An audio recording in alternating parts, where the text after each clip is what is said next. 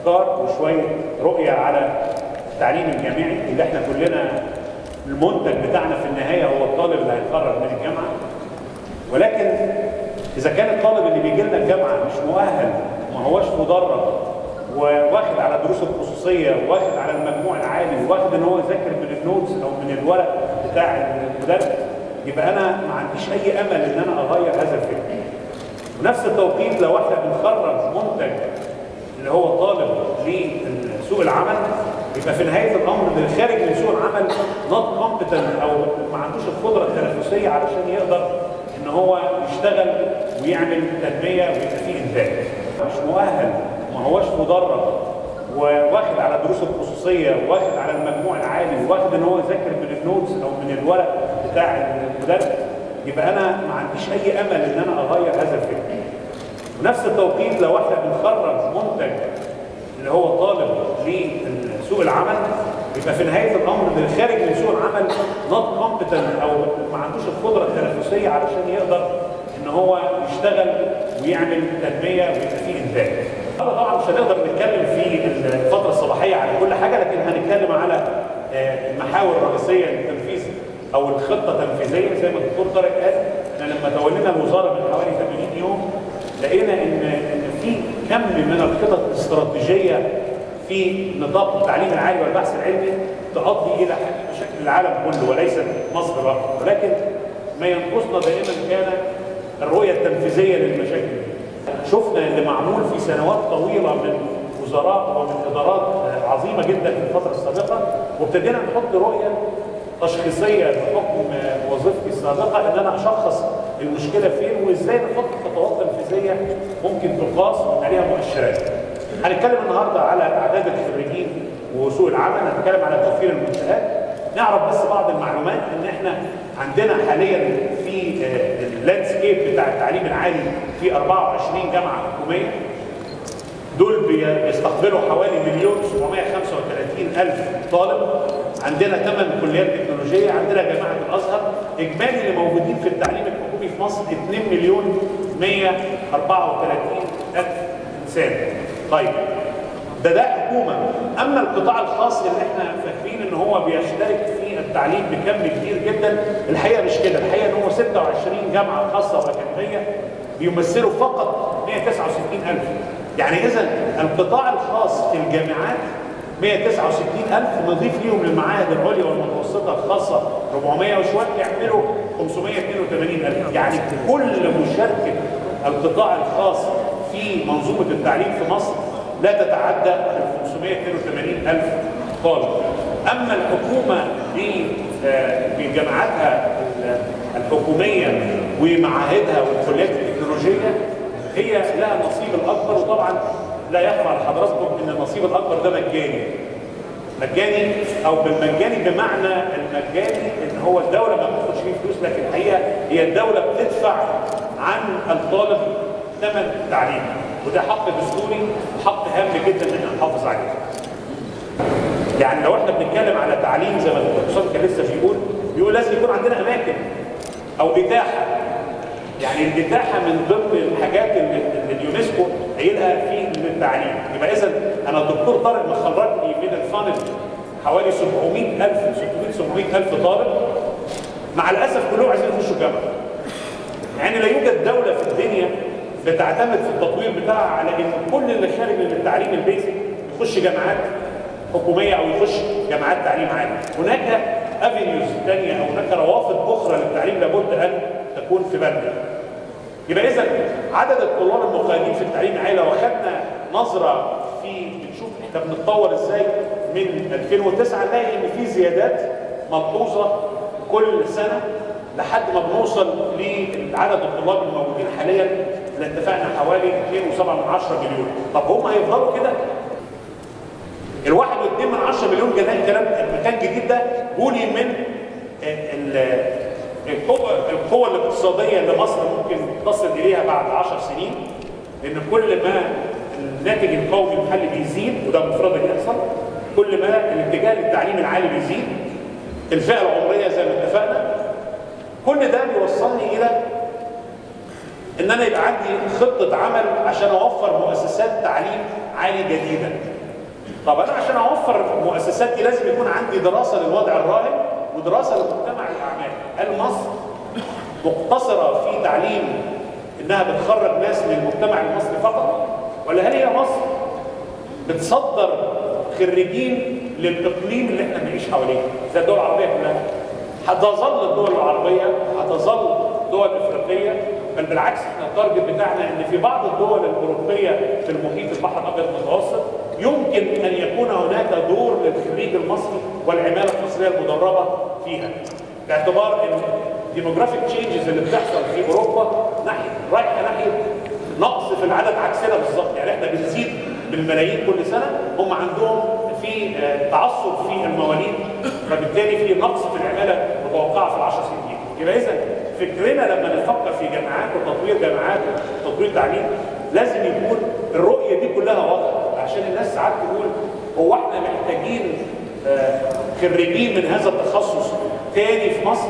ما نفكرش بس على نطاق مصر، نفكر على نطاق اكبر. ولكن الحقيقه لازم يبقى عندنا المتطلبات، احتياجات المحافظات ايه؟ رجال الاعمال او مجتمع الاعمال في مصر محتاج ايه؟ وده اللي احنا بنعمله دلوقتي عشان برضه نقول حلول. احنا واجهنا او ابتدينا نتواصل مع كل قطاعات الدوله، مش بس في مصر، حتى خارج مصر، حتى عشان نعرف الخريج اللي انا عايز اخرجه متطلبات او مهارات سوق العمل المحليه والاقليميه والدوليه ايه؟ عشان اقدر ان انا ادرسه في نطاق الجامعات بتاعتي، ادخله برامج زي رياده الاعمال، ادخله برامج زي الانتربرينور شيبس عشان يقدر يبقى عنده ستارت ابس ويبقى عنده سبين اوفس. يعني بمعنى اصح اذا تصورنا ان الدوله هتعين كل اللي هتخرجه يبقى احنا مخطئين. لا يوجد في العالم دوله بتعين خريجينها، هي بتعلم لكن ليس بالضروره هي مسؤوله عن انها تعين الناس في وظائف. ولكن دور الجامعات هنا والتعليم العالي انك تعلم الطالب كيفيه ايجاد فرصه عمل ليه ولزمايله.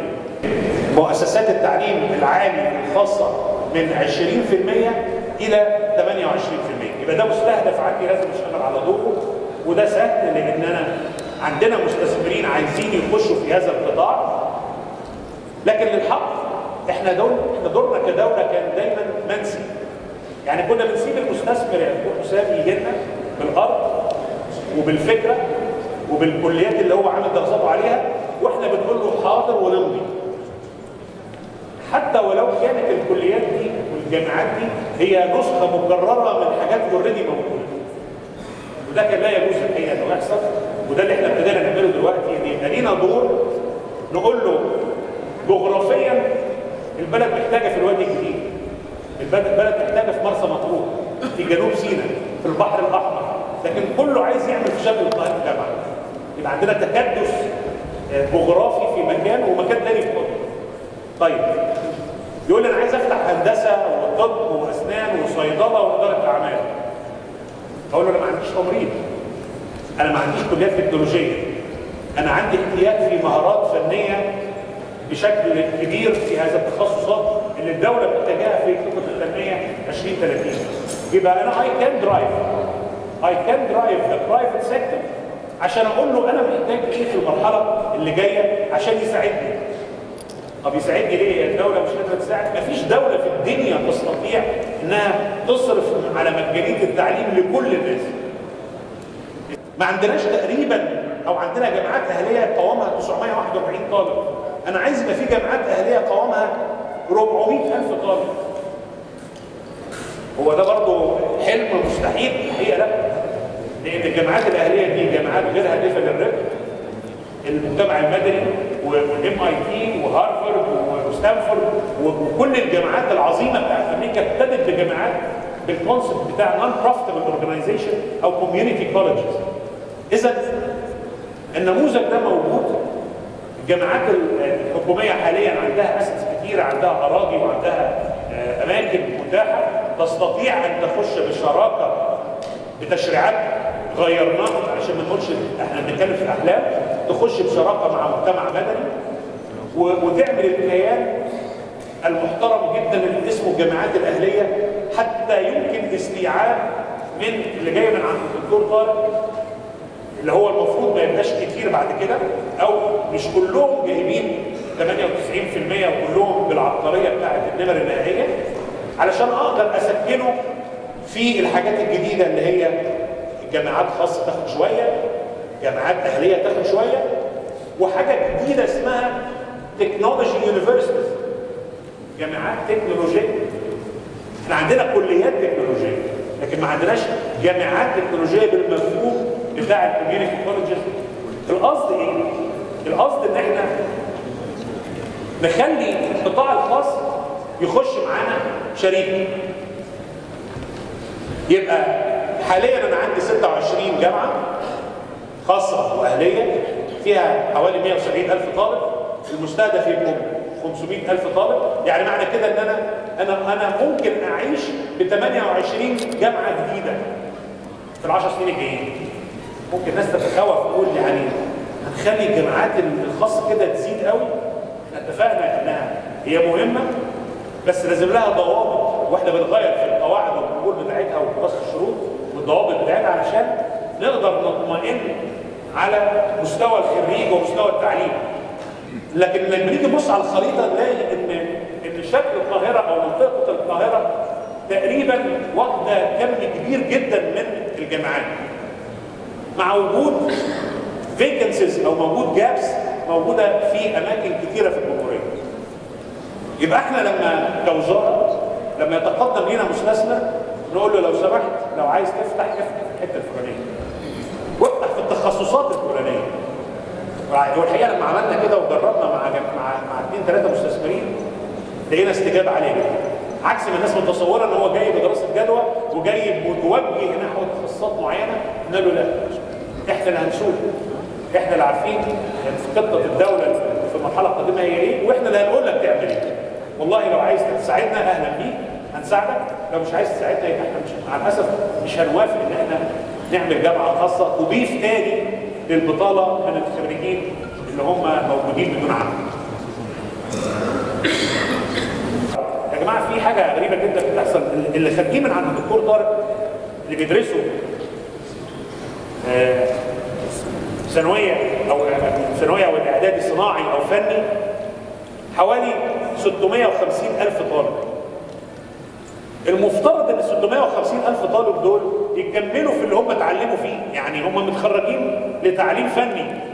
ايه اللي يدخلك انت كليه التجاره او كليه الاداب؟ طب ما انت ضيعت 6 سنين من عمرك او 5 سنين من عمرك في تعليم فني، لكن هو الحقيقه هو باب خلفي عشان يخش الجامعه. احنا راصدين الكلام ده كويس، بس احنا نفسنا الولاد دول يكملوا في التعليم تكنولوجي، لان المنطق يقول اللي اتعلم فوكيشنال يكمل تكنولوجي. فاذا المستهدف ان يستوعب التعليم التكنولوجي 35% من اجمالي الزياده في عدد الطلبه. ازاي نعمل كليات او جامعات تكنولوجيه؟ جامعات تكنولوجيه بمعنى انا عندي محور قناه السويس، عندي مشروع الضبعه، عندي 1.5 مليون فدان، عندي طرق وكباري، عندي مشاريع في ال10-15 سنه الجايين واضحين في البروجكتس بتاعت الدوله الصناعيه. يعني النهارده انا عندي 8 كليات تكنولوجيه وليست جامعات مستوعبه 102,000. المستهدف بتاعي الحقيقه ان يبقى عندي 160,000 الكليات اللي موجوده حاليا، لكن ما عنديش جامعات تكنولوجيه. انا عايز منهم 319,000 يخشوا في منظومه التعليم. توزيع الكليات التكنولوجيه اللي موجوده حاليا في مصر اللي هم ال8 فيهم نماذج ناجحه جدا، ما هياش حاجه سيئه زي ما الناس متصوره، لكن موجودين في المحيط او في جغرافيا مصر بالطريقه اللي انتم شايفينها. يمكن ان توزع بطريقه ثانيه احسن لو احنا اتكلمنا على المشروعات القوميه ان احنا نمشي جنبيها زي محطه الضبعه، زي الساحل الشمالي الغربي، زي محور قناه السويس، زي الحاجات دي محتاجه صناعات سفن ومحتاجه لوجستيات، محتاجه كليات متعلقه بالحقوق والتحكيم الدولي. والعاصمه الاداريه هيبقى فيها مشاريع كثيره من الاسكان والطرق وما شابه ذلك. اذا مشروعات توليد الكهرباء اللي احنا شغالين فيها بشكل كبير، كل ده لازم يبقى بيخدم على الكليات ودي كانت بالنسبه لي جديده الحقيقه، ان انا اعرف ان مصر نمره واحد في الصناعات، فيها صناعات الغزل والنسيج. ما هو انا علشان اعمل طالب جامعه يتخرج من المجتمع ويشتغل لازم اعرف انا متفوق في ايه. يعني وانا اطلع ناس مثلا بتشتغل في الروكيت ساينس زي الدكتور فاروق الباز، هو اديهم فين؟ يعني انا ما عنديش ناسا الى الان، وان كان في وكاله فضاء وفي مشروع لانشاء وكاله فضاء مصريه لابد ان يكون هناك تاهيل لكوادر. لكن الغريبه ان انا لما سالت الناس بتوع صناعه الغزل والنسيج، هو انتوا بتلاقوا ناس تشتغل عندكم؟ قال لك لا. طب انتوا بتعملوا ايه؟ قال لك بنجيب ناس من اي تخصصات وندخلهم مصانعنا ونعلمهم شويه وبعدين يبتدوا يبقوا معانا فنيين ومهندسين. احنا عندنا جاب مهمه جدا، فرق ما بين المهندس وبين العامل. في النص فني وفي النص بولي تك، ان هو عنده التخصص اللي هو بيقف على المكنه. اللي بيقف على المكنه مش مهندس. الجاب دي لازم احنا نحلها ازاي؟ يكون عندنا المعلومات دي. صناعه الغزل والنسيج نمره واحد، الصناعات الهندسيه والالكترونيه والكهربائيه نمره اثنين، مواد غذائيه ومشروبات وتبغ. على فكره الكلام ده عندنا بالاستثمارات بالجنيه، وعندنا اجمالي العماله اللي بتشتغل في المشاريع. انا بقول كده ليه؟ لان انا لازم يكون في بالي وانا بفكر